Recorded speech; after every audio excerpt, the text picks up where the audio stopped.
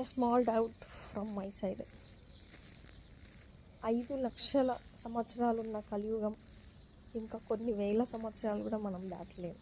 అంటే ఇంకా 4 లక్షల చిల్లర సంవత్సరాలు మనం దాటాలి కలియుగం. సో ఇప్పుడే ఎన్నో చూస్తున్నాం.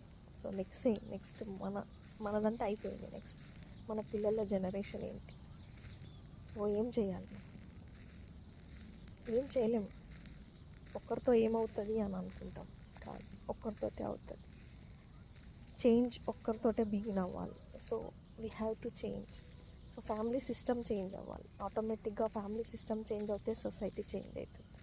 సో ఫ్యామిలీలో పిల్లలను పెంచేటప్పుడు ప్రతి ఒక్కటి చెప్పి పెంచండి. రిలేషన్షిప్స్కి వాల్యూ ఇవ్వండి. సో అలా అయితే మనం ఏదైనా కొంచెమైనా చేంజ్ తీసుకురాగలం. So stay tune.